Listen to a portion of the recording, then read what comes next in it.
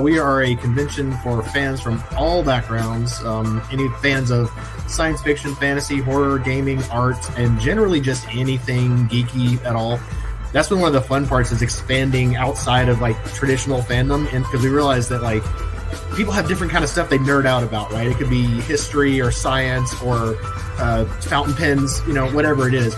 The common thread is that there's a strong interest in something that you want to share with people. So that's the point of conventions in my book, but also Multiverse in particular, is let everybody get together in an environment where everybody feels welcomed and included, like genuinely included. And it happens every October, third weekend of every October. This year it's October 20th through 22nd in Atlanta, which I figure most people know. At the Westin Atlanta Perimeter North, all the stuff's at multiversecon.org. For this episode, we welcome author S.H. Roddy, who has been writing since she was a child and still enjoys building worlds across the speculative fiction spectrum, filled with mystery and intrigue. She also works as a developmental editor, formatter, and cover designer for Falstaff Books.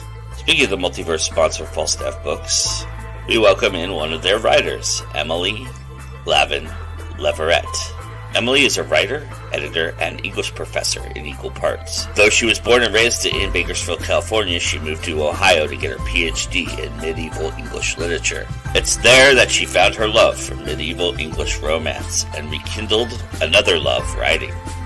And as a guest, I'm sure we'll see her on some very interesting panels here at Multiverse. Finally, we talk about a time-honored tradition at most conventions, but done in the Multiverse way. So, grab yourself a cocktail, sit back, relax, join the conversation as we turn the spotlight on the Multiverse Convention with your host, Joe Compton. Hello, everybody. Yes, we're live again. Another Friday, another Multiverse Convention spotlight. I have the awesome S.H.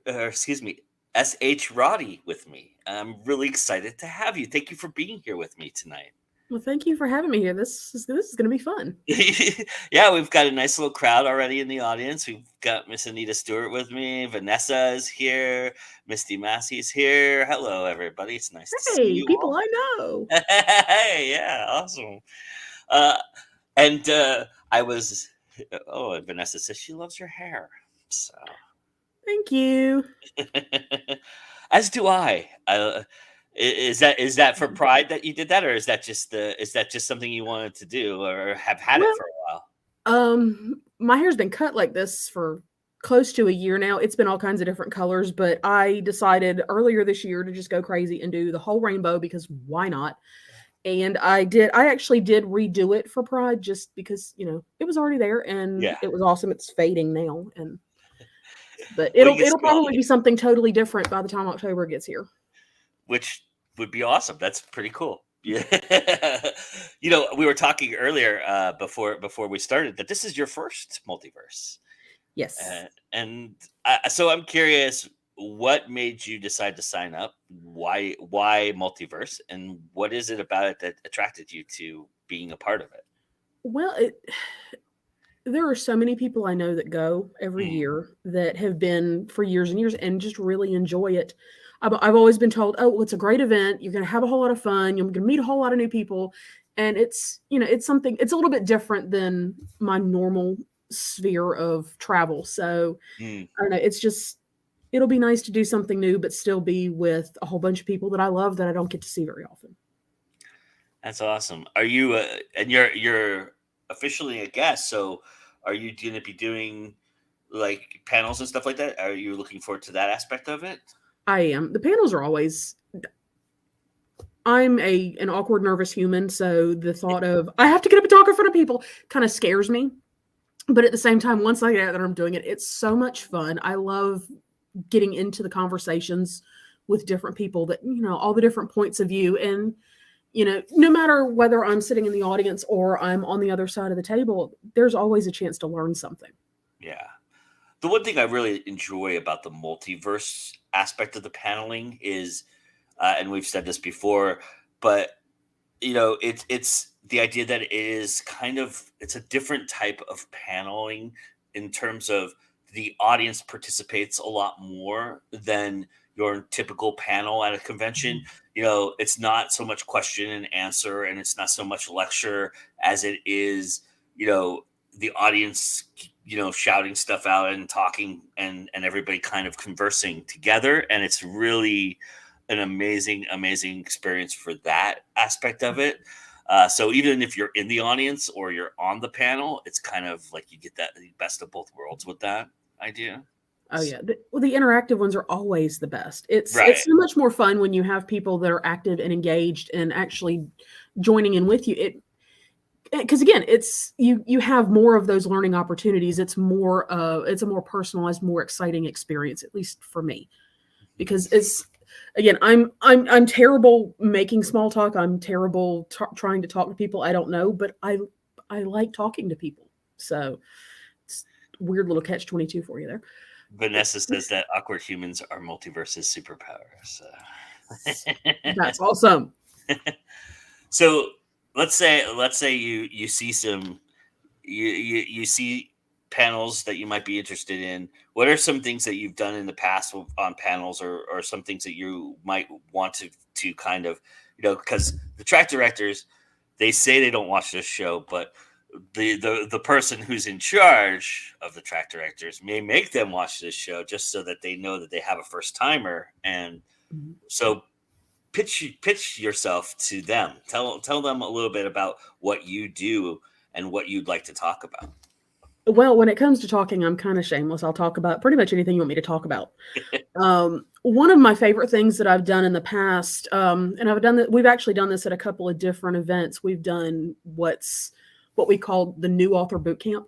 And we've gotten a panel of, seasoned professionals, both people who are published through, traditional publishing, through indie publishing, and also self-publishing, to just kind of give people in the audience that are looking to get into publishing a better idea of what it's really like. Because a lot of people don't seem to realize that once you write the book, that's just the beginning. You're nowhere near done, because it keeps going indefinitely, and it will drive you absolutely mad trying to figure out all the moving pieces and parts.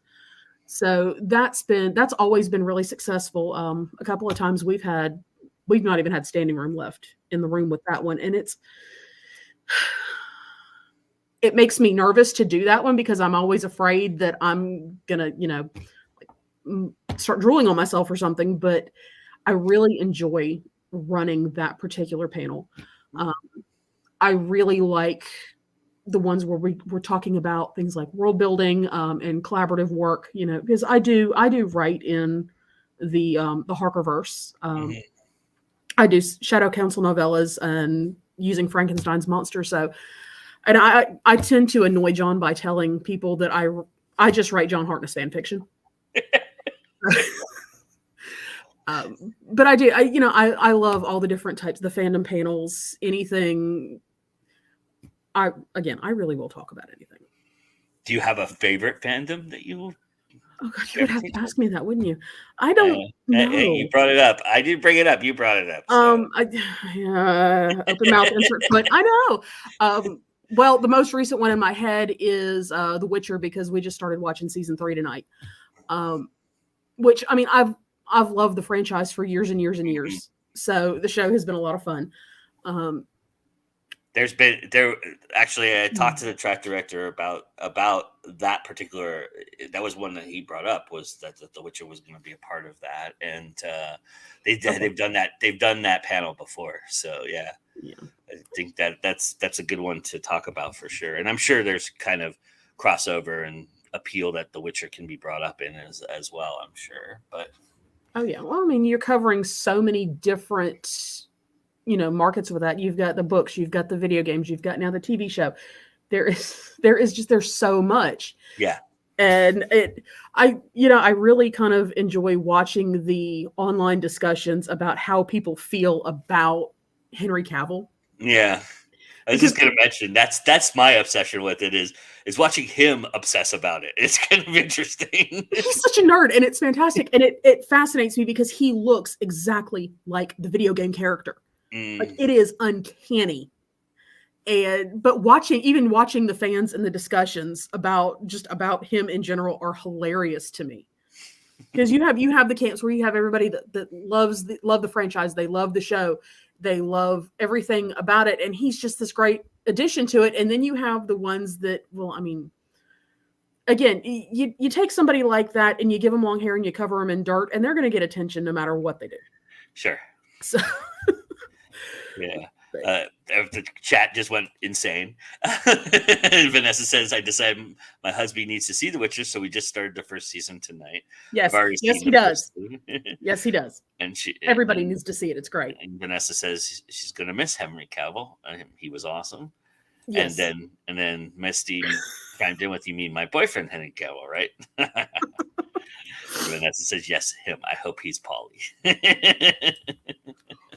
This is amazing. I love you guys so much. So there you go. I think you would fit right in with that conversation. This is exactly how Multiverse goes. This is exactly how it happens, right? But yeah, that's awesome.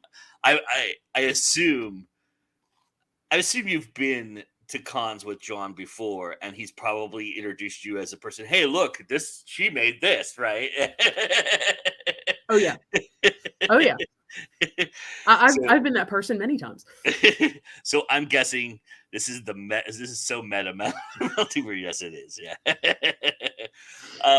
But yeah, so I'm guessing he's going to recruit you to stand there for, if nothing else, just to stand there to point at the ones you've made, so that people can ogle them a little bit. You know, he's nothing if he's cunning about how he sells things, right? Shameless, completely and totally. And freely admits it. That's the best part. Yeah, we absolutely. Have that conversation at least Why once not? We have that conversation once a week. So, I mean, just for everybody, let's get into you a little bit and talk a little bit about what you've done.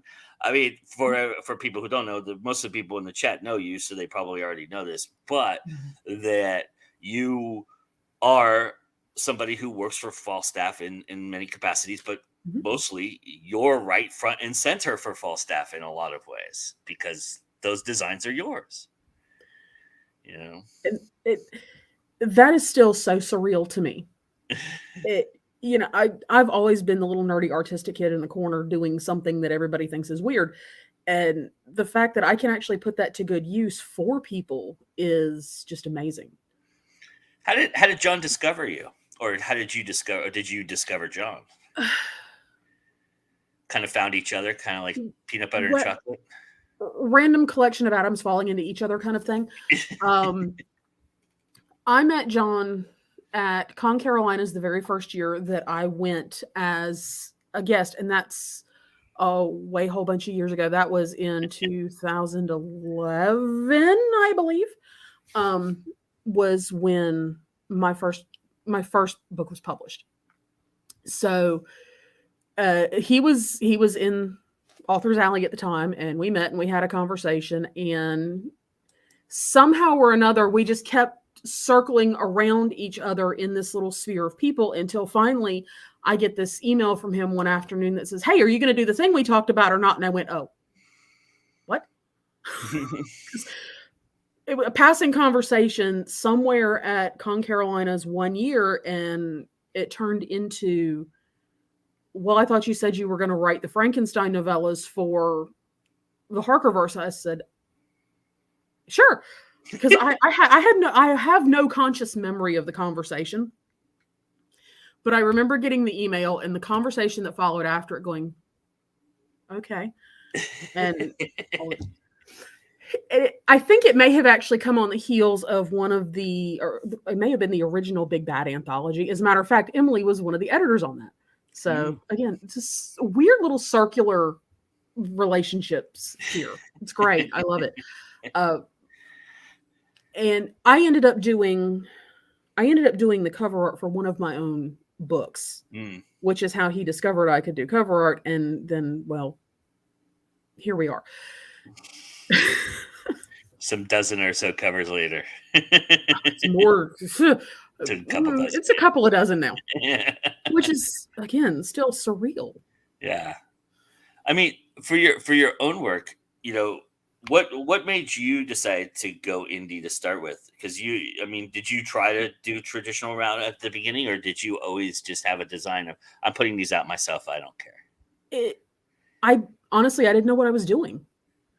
I was young and dumb and had absolutely no idea how any of it worked. And I would try to submit things. And actually, funny enough, that I got into publishing kind of by accident. Dahlia Rose, romance author up in Charlotte, she used to run Sugar and Spice Press. Mm-hmm. And she was kind of a friend of ours. And we were in a little cafe up in Charlotte one afternoon, and we were pretending to be writers like we did back then. And she snatched my notebook out from under me, read half the page, and told me to send it to her when it was done. And I did. And I just kind of fell into it backwards. I've tried, submitting in different arenas, and most of the time what I get is, okay, that's weird. Because my stuff does tend to run a little on the strange side. And I've always been a half step out of sync with the rest of the world, so I'm used to that. But it's being part of Falstaff really was kind of like finding this weird little family that everybody kind of felt the same way, so it worked. And over the years, I've built relationships. I've learned from my mistakes, made some new ones, hopefully tried to learn from those. And, I've gotten to the point now where I'm not, especially with the state of traditional publishing, I'm not sure I'm willing to put myself through that trauma at this point. Yeah. Why? You have a good thing going, right? Why fix it if it ain't broken, right? Exactly. And I'm a little bit of a control freak. I like to have control over what I'm doing. Mm-hmm. And I don't like the idea of handing something that I've spent a year writing off to somebody to do who knows what with no guarantee that it's actually going to do anything, that I'm going to have any say over any of it at all. And I like having control. So totally understandable. Misty says you have an amazing eye for cover work. So. Thank you, Misty. I talking to you and instantly, I think we'll have some wonderful conversations come October as well. But I gather that a lot of you goes into what you write. Is that fair to say? Are you somebody who puts a lot of your personality into some of your characters, or do the characters kind of take from you a little bit? How do you view that aspect of how you create? It's some of both. Sometimes it's just random people arguing in my head, and I have to put it on paper so they'll shut up. In the case of the Soul Collector series, that one is a little more personal. Devil's Daughter, the novella, the first one, that was, as a matter of fact, that was my way of processing my father's death. It is very personal, and it's still hard. Even now, it's been 11 years, and it's still hard for me to go back and read that one. When I was republishing that one, it really tore my nerves up to have to go back through it again and again and relive that, because that was my way of dealing with the anger and the frustration and the grief of losing him. My daughter was 3 months old when he died, and so she has this little stuffed animal that she carries around that he brought her, but she doesn't really know him, and my youngest never met him. So it still kind of dredges all of that back up. And that character, her ability to save her father from his fate it's still kind of that lingering, I wish I could have done this. Even though realistically I know, no, you can't change things like that. But she's the one that I always go back to when things go sideways. And she's the one that I can use to process the things that I may not otherwise be able to get out of my head. So, also something that struck me when reading about you and learning about your books, and this is I don't want to say typical of a Harkness, somebody who would gravitate to Harkness would gravitate toward, but he does tend to like to laugh.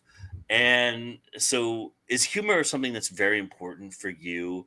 Is that another good way to process words and creative output for you, is to make sure that humor has be included in what you write, even though if it might even be super dark or epic in a lot of respects? Humor is definitely a trauma response for me. I don't always intend for things to be funny. Sometimes when I try to make them funny, they're really not. They're just stupid. The humor is usually unintentional, but it is very much a trauma response. It's a way of me kind of handling tougher situations, because it's easier to make a terrible joke and laugh than it is to live in that headspace. Sure. Which, I mean, when you have, being ADHD, having this head full of squirrels all the time, I got to get things out of the way. So, Yeah. but humor has been kind of a learned trait. I don't particularly think I'm that Is funny. is it learning to trust it, or is it learning just to kind of how to cadence? When you say learn trait, what do you mean by that? I don't think I'm particularly funny. Some people do. Well, again, it's one of those things. The older I get, the more I have discovered I just really don't care what anybody else thinks. Yeah. So That's the magic power that you get when you get older. It's and really the filter tends to go. So the things that go through my head tend to come out of my mouth completely unfiltered, and some people think it's hilarious. Some people look at me and go, "What the hell is wrong with you?" Yeah. I get that a lot. And really, I wish if I knew what was wrong with me, I still probably wouldn't fix it anyway, but at least I would know. So, but getting a response is everything. I mean, it would be worse if nobody responded to that, right? I mean, so even if they have that response, it's kind of like, okay, I feel comfortable with that. I've had crickets. I've had nervous chuckles. I've had people falling out chairs laughing at times. It is what it is, and I am well aware of what I am. So as a developmental editor and somebody who really covets world building, I'm kind of curious, what is something you see a lot of that? What's one common not mistake, but maybe something that's easily correctable that somebody can think about when they're actually creating a world that you see happen all too often? the biggest issue, honestly, the biggest issue I've seen with developmental editing is it's consistency in your magic systems. And I am guilty of this too. I am well aware that I am probably I can see these things and I know that I'm aware that I do them too. You tend to get way too inside your own head. Because when you're writing a book, what's going on. The system, the world, how it's supposed to work. And that doesn't always translate the way you want it to from brain to page. And so, and that's also one of the most frustrating things to have to go back and fix. Yeah, sure. Because when you've got all these little minute details that have filtered out and you're just rushing to get words on paper before you forget what you're doing, and then you realize you've got this major plot point that hinges on something that is physically impossible in your world. I've done that. It's frustrating. And I really hate to have to be the one to look at somebody and go, so we got to fix this because it doesn't work. I had one time, didn't speak to me for a year because the author had to completely rewrite the last quarter of the book because the main character, had it gone the way it did, would have bled to death about 10 minutes before the fix came. But it's little things like that. You get excited and you get going and you're in the moment, and then it's like, oh wait, oops, can't do that. So consistency is the biggest thing, and that's. I wish it was easier to fix than it was. I really wish it was. Yeah, it can really bog you down, and if you stay with it, I mean, you have to make a choice at some point, right? You have to either stay with what you're doing, or you have to go back and fix everything, right? And not the braver choice is to go back and fix everything, but not all of us want to do that and want to spend the time, because you spend so much time getting these words out and creating these worlds, right? So it's a very difficult decision to make, and I think it becomes very personal at that point. Well, so far I haven't had to tell anybody, no, you got to rewrite the whole book, because I did have that happen to me, and it was not fun. Yeah, I can imagine. As a matter of fact, John was the one that told me that, because and he'll tell you, our editorial notes when he's editing my stuff are usually extremely snarky and borderline abusive, but they're hilarious. I can imagine. He did. He finally, he had the book, and he had it. And he finally sends me an email. He says, "You know what? No, this sucks. Get rid of it. Start over. We're not doing this. Can't do it." I said, "All right, fine." And then we yelled at each other a little bit. It was great. That's awesome. So what's coming up next for you in terms of writing? I know you've got some covers coming out soon, and you told me you've got a lot on your John's thrown a lot on your plate for cover wise. But how about for writing aspect? What are you looking at putting out there in the next time? Is there anything coming out right before Multiverse? As a matter of fact, I've got a book I'm trying to get out right before Multiverse. It's the first in a new series.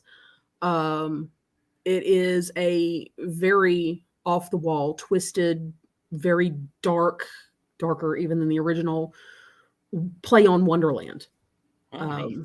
The series right now is called the Wonderland Wars, because it is this whole new big crazy ridiculous thing that fell out of my head.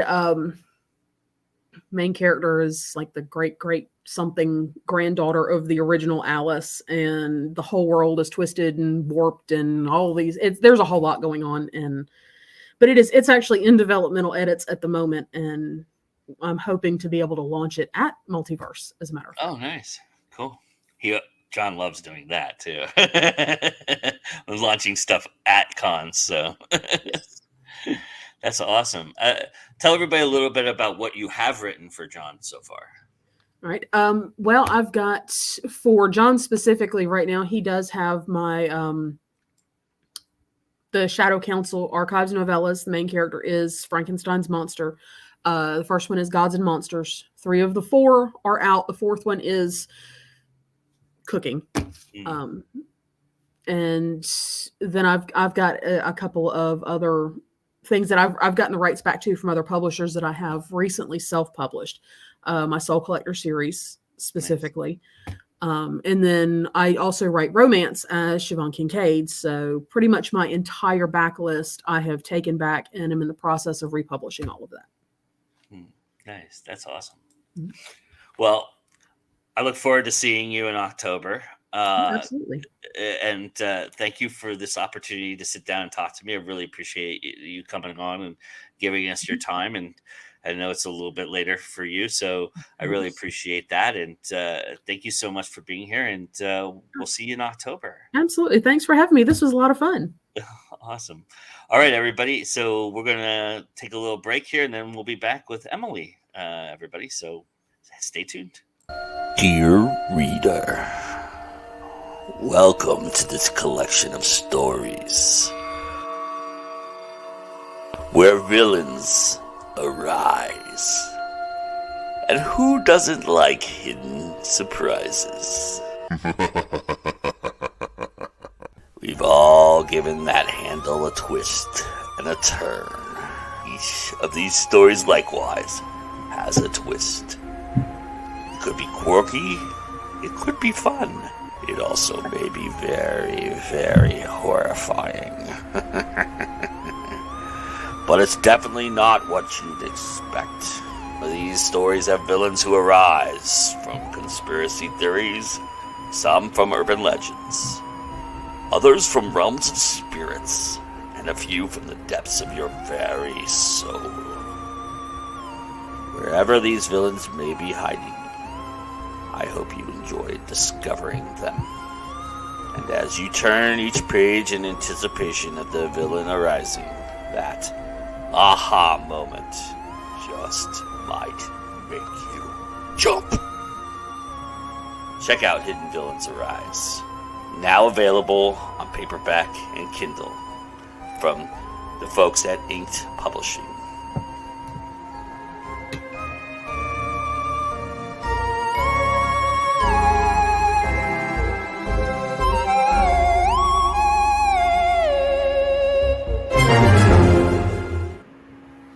And we're back. And look, I've got Emily with us. Hi, Emily. Nice to meet you. Hi. Nice to meet you. Thank you for having me. Tell. I mean, I did a little intro at the beginning, and you probably didn't see that, but tell everybody a little bit about yourself so that everybody can get an idea of who you are and what you do and what you've done. I'm Emily Leverett. I publish as Emily Leverett and as Emily Lavin Leverett, depending on what it is. I'm obviously an author. I'm an editor. I've co-edited several collections of short stories. I do developmental editing, and then my day job is that I'm an English professor. I'm a medievalist, so I have a PhD in medieval English literature. That's awesome. I love that. That's amazing. And the chat's saying hello to you. Vanessa says hello. Misty says hello. Is this your first Multiverse too, or have you been before as well? No, I've been able to go a few times. A couple times had to be virtually for obvious reasons. Mm-hmm. But this will be my third or fourth. I can't remember which. So, well, you've pretty much been to all of them then, because there's only I been think four, I might have been to all of them. Misty says history geeks rule. So in going to these and experiencing them, what is it about Multiverse that keeps you coming back? What do you love about Multiverse that's different? One of the things I loved that's very different that they started from the beginning is a sort of academic track, right? And I had a feeling we were going to talk about this today. Wow, shocker, right? Like that I'm going to talk about that. And I got to talk about some really interesting things that are connected to my academic work. And I really enjoyed that. And because part of my academic work is medievalism, which is the study of anything set in the Middle Ages that was created after the Middle Ages. So Tolkien, Dungeons and Dragons, Game of Thrones, all of that is medievalism. And so I got to talk a little bit about that. I got to talk a little bit about my other hobby. I'm a big hockey fan. So I got to talk about, and that's my cat, Frank. It's not live about that. So yeah, I got to talk about how the Las Vegas Golden Knights use medievalism in their pregame shows. And so I'm going to write an article about that, about their first season, and they just won the Stanley Cup. So I got to talk about things like that, about the way that Neil Gaiman uses Shakespeare in his Sandman series. And all of those are things that I wouldn't normally get to talk about at a con. And so, but they are like really relevant to a lot of sci-fi fantasy fans, because a lot of sci-fi fantasy people like Shakespeare, and some of us even like sports. And so it's fun. That's awesome. Do you sell at the con as well, or are you just participating in panels for the most part? I leave the selling to the most charismatic person on the planet, which is John Hartnett, because both of my series right now are published through Falstaff, and so he says they sell better when I'm on panels and stuff, but I let him do that. And so you can always find my stuff at Multiverse. You just will find it through John, not through me. That's awesome. Have you done any of the other participation panels, or is it mostly just staying on the academic track for you? I've done both. I really enjoy doing both. I like being on panels with other people because things always go differently than you expect. I was just talking to Susan about this, and the idea is that Multiverse for me is a lot different. And I've gone to a lot of cons and done a ton of panels, done moderating for panels, been in the audience for a lot of panels, and the audience participation at Multiverse is just off the charts. I mean, it feels more of like of a sewing circle having a conversation than it does an actual panel being lectured at. And even in the academic track, there's a lot of that as well. Yeah, well, yeah, that's one of the most fun parts about the academic track is getting to talk to other people about, like, you just get to geek out about stuff. What's been the most surprising thing that was brought up during your talking about medieval aspects? What is somebody in the audience, has anybody in the audience surprised you with making a comparison or saying something about what you were talking about? Gosh, because I write some, I have a historical paranormal romance series. Because I'm an academic, I end up on a lot of panels on research. And one of the things a lot of people ask is, how do you do your research, and how do you find time, and how do you make time to do the research? And I get to answer that I cheat, because I will make students in my classes read whatever it is that I'm working on. So when I write about Marie de France, 12th century nun, my medieval class is reading Marie de France's poetry. So I get, so that's one of the fun things that I've got to say. I can't think of anything offhand from an audience that has surprised me much. And it also blends together with my students. And so that makes sense. Yeah. So, in talking about medievalism and the idea of it, I was, reading about you and, studying, for this interview, and it's interesting to me that you fell into the romance aspect of it. What was it about the romance that won you over? Well, because there's so many elements to medievalism. Yeah, I came at romance. I came a long way to get to romance, because I went through a lot of the phases that women raised in a certain era, from like between the 70s and the 2000s, that like there were two kinds of girls. There were smart girls, and there were girls that read romance novels, right? And which is insane and stupid. Like, I can look back at my past self and be like, bless your little heart, in the very Southern sense of, oh my God, I was so stupid. So it took me a while to get there, but I came at it in part through my dissertation is on medieval romance, which is like the great, great, great grandfather of modern day romance, right? It's knights and ladies and love stories to a point, but that's not really the central part of romance. You don't get that till you get like Jane Austen, who's the godmother of romance. It's the way we see it today. And so I read a little of it, and then I realized what great romance novels Marie de France's stories would make, because they do center women characters and women characters' experiences, and they do often have to do with love stories. The main characters in my series, Marie and Lord Blaise Clavray, who is a werewolf, come from her story Biscleret. And her werewolf, Biscleret, was the first one written in England that kept his mind when he was in wolf form, that didn't just become an animal. And he's a wolf 3 days a week. It's not lunar, it's just 3 days a week, every week. Is it the same 3 days? I assume so. When I write my stories, it is. Yeah, 3 days on, 4 days off, 3 days on, 4 days off. So it's like a job almost. Yeah. But I realized what great stories those were, and how much fun they would be to write. And I also, at that point, was smart enough to know that you don't write in a genre you haven't read. And so I started reading a lot of stuff, although for a long while, my favorite was Regency romance, just because it's kind of delightful and ridiculous at once, a lot of it.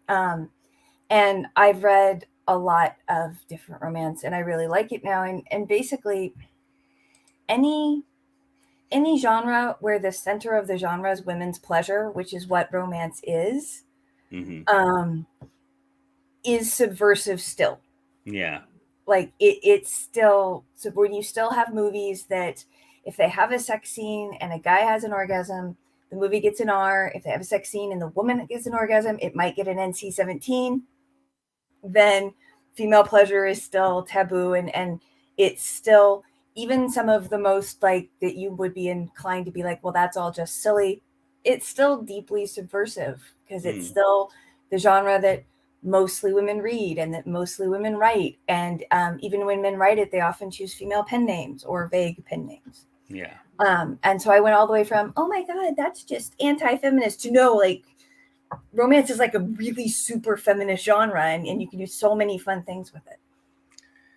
Do you feel like it's evolving though? Do you feel like there is, even if you're writing Oh yeah, in those eras, because of culture now and yeah, women's place in the world now, that there's and awareness, a lot of yeah, it? Do you feel like there is kind of an evolution happening? absolutely, because it's also become like there's a whole series of scholarship on romance. Mm-hmm. And so there's a whole lot of places where it exists, and you can't ignore things like LGBTQIA romance that has become a huge part of romance, and that itself is also, again, political. It's sort of radically political in that way. And I think some of the things that we look back at, particularly unsavory, fading away or being done differently. And there's a fair number of genres in that genre that I just don't read because I just don't like. Like, there's nothing wrong with them. I just don't like them. But it's a love story where she falls in love with her rapist is really passing out of fashion, which is nice. Yeah. Right? Like, you have those where you're like, oh, that's... Yeah. You know? Those are the right things to go away, right? Yeah. As opposed to, I mean, like there's a whole bunch of romance that's rape fantasy, but that's not the same thing. Right. So yeah, it is evolving. Like, all of the genres are evolving, right? Like, you know, Game of Thrones is something beyond what Tolkien did, and those sorts of things. Do you feel like we're in an era where eroticism is a little bit more mainstream, or do you still feel like there's some tabooness to it a little bit? I think it's a strange combination of both. Mm-hmm. Like, certainly more people have more access to eroticism, to pornography, to those sorts of things. And I think they have in some ways become more mainstream. But you do also still get sort of the, you're reading a romance novel, wink, wink, nudge, nudge. Have you got to the good bits yet? Like, sort of responses to it. And again, it's a very strange thing. It's going to ebb and flow with the culture. Yeah. And honestly, given the political events of the past 12 months, it's going to be pretty interesting to see what comes out of romance. Yeah, for sure. Because it will respond to what's going on. Yeah, heck, out of the last 8 hours. Yeah. But we have some good comments here. Vanessa says there's a reason romance is still the most aligned genre. There's no coincidence that's primarily women-driven genre. Yeah, exactly. And even male romance. Yeah. Is written, I think, primarily by women, and a major audience of it is women. Yeah. And it's great. It always amuses me when like men are completely baffled, and I'm like, but girl on girl porn is like a major thing, and you think it doesn't cut the other way, possibly, right? Like, you know, why would straight women read that? Well, why would straight men want female romance? Yeah, makes a lot of sense. Yeah, that's pretty much my husband's work schedule. She's talking about the 3-day work schedule. Yeah. Although he's not where thank Yeah, God. someone the wolf shift of the job. And at the same time, still far and away the top money making genre. And then Vanessa also says, yep, it's serious reflection of modern times on multiple levels. Yeah. So where do you tend to fall in what you write? Do you kind of toe a line of a modern romance, or are you more toward the traditional aspect because you did study it and it is ingrained in you? My stuff currently is set in the Middle Ages, but it's set from the perspective of a woman who was highly educated, who became an abbess. Her name is Marie de France. Her last name is not a last name. It's just of France. And she's called an English author because she wrote in England. But she spoke and read Latin, French, and English. She wrote in French, even though she was in England. So she was incredibly educated. We are not 100% sure who she is, but there is at least a decent chance. One of the possibilities is that she was the bastard sister of Henry II. Wow. So like, yeah, I mean, so she is the daughter of an emperor. Like she's incredibly powerful. And that's because I get to choose.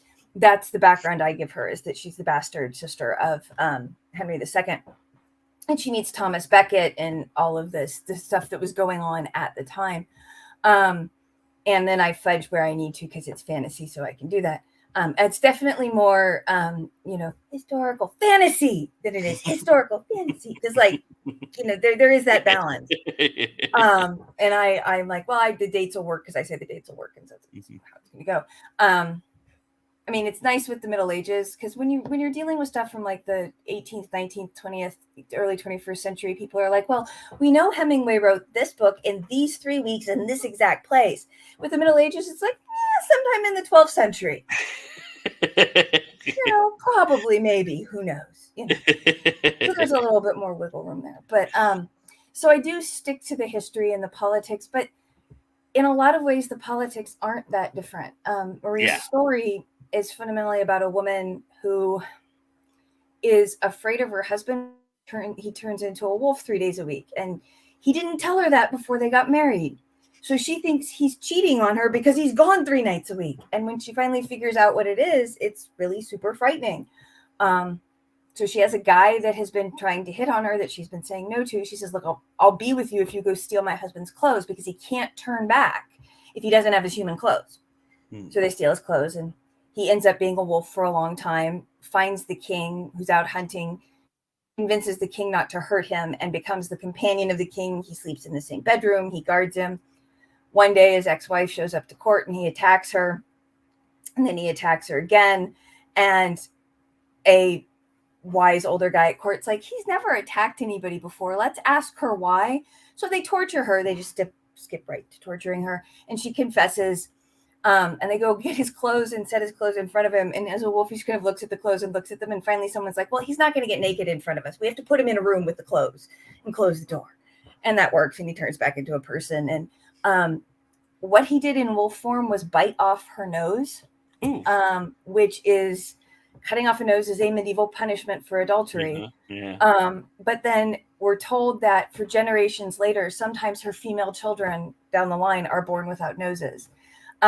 So it's a really weird story about like a woman, feel for the woman, but you also don't. And it's a really complex, and it's complex about like, how does a woman navigate power in the Middle Ages in a marriage? And so how does a woman navigate power in a marriage in the 21st century is like, you can just pick it up and move it, and it's still relevant the same way. Again, as I hear you talk about this, I just thinking about John Hartness and how much he's smiling and how much this is just like right in his wheelhouse and up his alley. I'm sure he was like, yes, right? Yeah, and I love working with Lucy Blue, the Falstaff Crush editor. Yeah. And she loves Marie. We're finishing up the 4th book now. Hopefully I hope that will be out in time for Multiverse, the sort of end of the arc for this series of novellas. So Vanessa says, as a society, we haven't really gotten any better. Yeah. I mean, the laws are a little better. Like I can open up my own credit card, but a lot of ways we haven't. Yeah, especially like when it comes to politics, like you were mentioning, there's a lot of mirroring going on, Yeah. I'm curious from your perspective. I'm sure you've read, I'm sure your students have given you stuff to read, and you've read other things from your area of study. What is a common mistake you think that people make that you see all the time that you about like the Middle Ages? Yeah. You mean like an era that Yeah. There were people of color in the Middle Ages. Anybody that thinks that the Middle Ages are white is wrong. Like hugely, hugely wrong. Very wrong, so wrong. And that it's developed in a sort of self-fulfilling loop in that we have historical movies, right, that are full of white people and nothing else. And so people assume the historical movies are right, and they're not. And so it sort of is this cycle of, and it's something I've talked about before, talked about in scholarship and talked about at Multiverse, this idea of authenticity, right? Like the Game of Thrones got that, like, well, if you put, Black people in the Middle Ages, that's not authentic. Well, what you mean when you say authenticity is it doesn't feel to you like it's the Middle Ages. But what the other definition of authenticity, which is actually accurate, no, it's actually like we have paintings from the Middle Ages of, like bishops of color, and much, much more rich than people think it is and realize it is. And also, they don't understand that race, the way we think of it, is a modern idea, not a medieval one. Arguably, by the end of the Middle Ages, we start to see this figure of a white Christian knight as a solidified identity that will become a kind of European identity. But especially with things like the Crusades, like it was your religion, not your race. And again, they didn't think about race the way we do, but it was not the color of your skin. There were lots of were not white that were perfectly acceptable because they were essentially Eastern Orthodox Christian.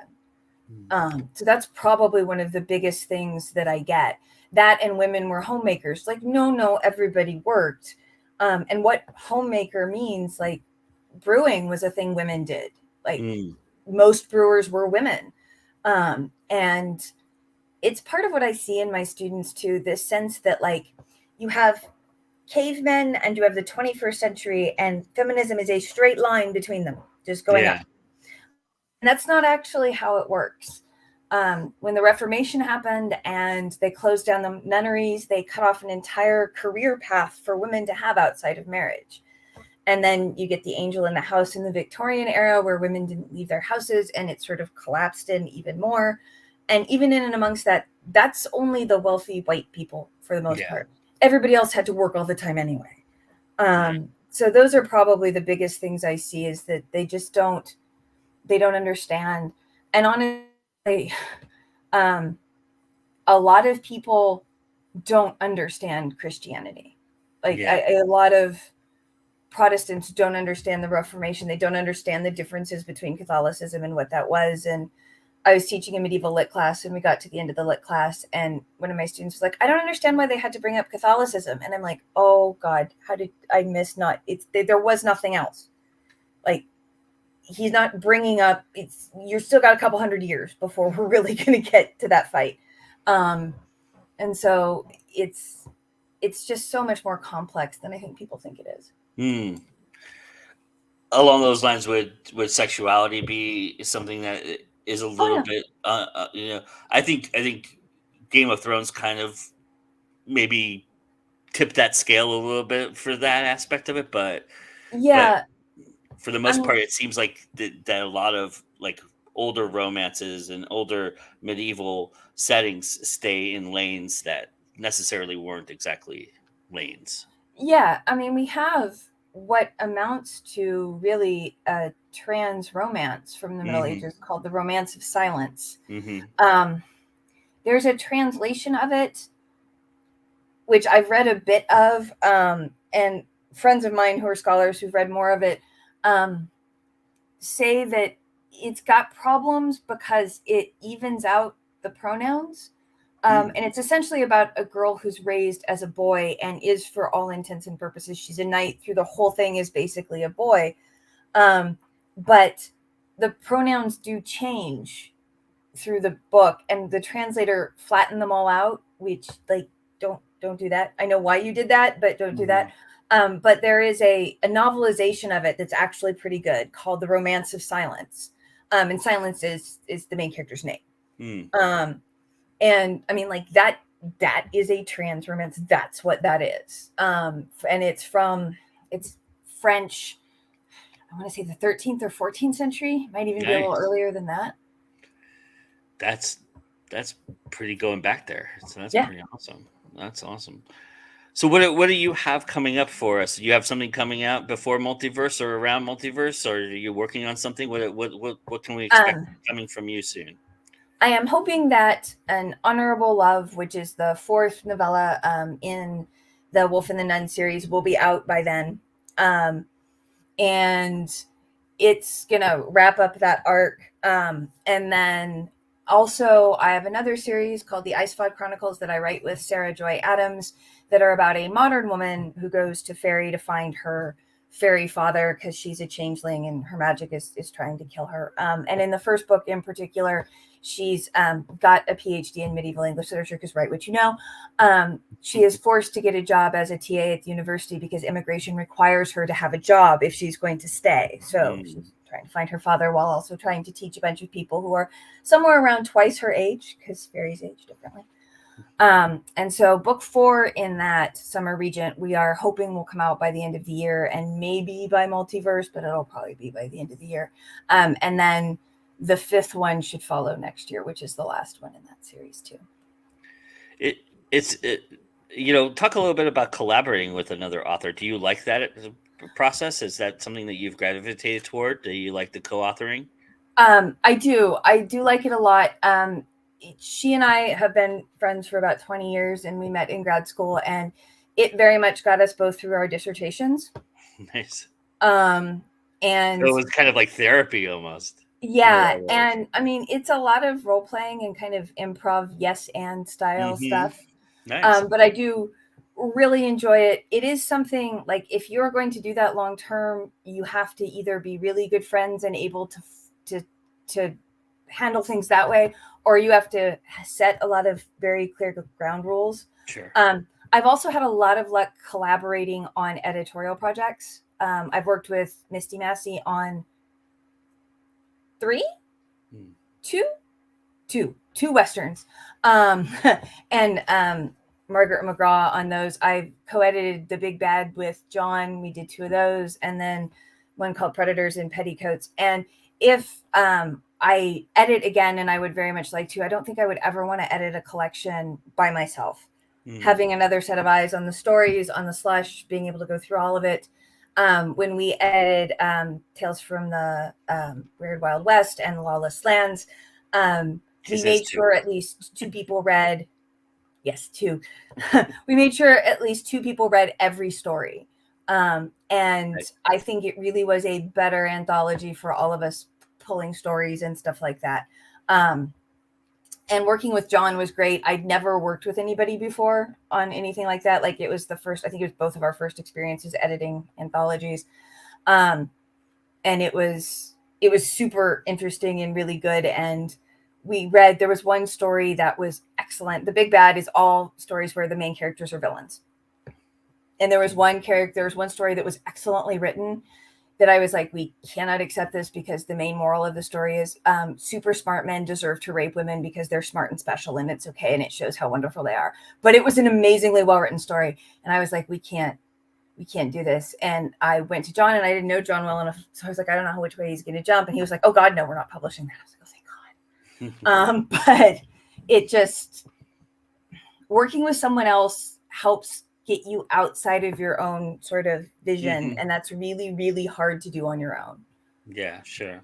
And yeah, with multiple voices and different points of view, it's very easy to get tunnel visioned if you're doing that by yourself. So, but yeah, that makes a lot of sense. Well, Emily, this was a real pleasure. Thank you so much for talking to me, being here, taking the time to do this. I know it's late for you, so I really appreciate the opportunity to talk and I hope that I can get to your lecture in the academic track. If I would have spent a lot more time there this year, that was kind of one of the things I'm aiming at, to kind of give a little bit more insight there. So for when I super recommend it, though I don't have a paper in it this year because I just couldn't get everything together. Well, we'll see you on panels, no doubt, and see you around, and we'll have nice little conversations. And I thank you so much for your time. Thank you for being here. I really appreciate it. Thank you so much for having me. All right. So everybody, we're going to take a look now at an aspect of Multiverse that I think most people would be familiar with if you've ever been to a con, but it's done the Multiverse way. So it's special and interesting. And it's another reason to attend Multiverse. And then I'll be back to wrap things up. And now, reason 1111 to attend Multiverse. Cosplay. If you've been to cons before, then you already know. If you haven't, then we've got a real treat in store for you. Cosplay shows are always one of the most entertaining and memorable events at conventions. The Multiverse Cosplay Expo will feature cosplayers of all skill levels, so even if you're a first-timer, don't be afraid to enter the list and show us your creative costume. Cosplay is all about fun, creativity, and self-expression. Anyone can cosplay any character they want, no matter your skin color, tone, gender, size, ability level, or anything else. We welcome each and every cosplayer to don their favorite costume and show it off around Multiverse. Some professional and highly skilled cosplayers will be at Multiverse, and many of them are happy to be photographed or taken pictures with you. Just ask. Remember though, costuming is not consent. You will probably see some really cool costumes in Multiverse, some of which may be a bit sexy or revealing. However, a person's choice of costume does not give anyone license to touch, comment, ogle, or treat them any differently without the cosplayer's clearly expressed unambiguous consent. What are you waiting for?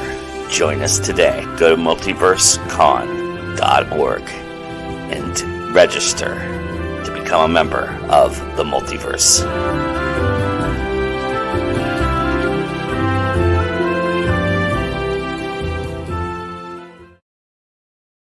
I know I say it each and every week here, but I mean it. I mean, if this is not another reason to attend, I don't know what it is. I don't know what you're waiting for. Come see us in October in Atlanta. There's still time. The flights are still pretty good. I'm coming all the way from Northern California, and I got a pretty good flight. I'm pretty excited about it. So there's no reason not to join us. There is none. So please come and be entertained and be entertaining and all those wonderful things that so encompasses how beautiful the multiverse is and how much fun we have. I mean, you're just going to keep missing out if you don't attend, so why not attend, right? There's no reason not to, right? Look, just like there's no reason not to come and see us each and every week here. We've got a couple more multiverse shows, and we're going to take a little break and then come back in the fall with some more. We're actually going to come back in the summertime a little bit too. So we'll be running the summertime in August, a lot of these shows, and then moving into the fall up until Multiverse. And of course, we'll be live from Multiverse on that Sunday that we always do our show on. And it's going to be a really great time. So, come and join us and see you again next week. And remember that it's always time to go indie now. All right, everybody, have a good one.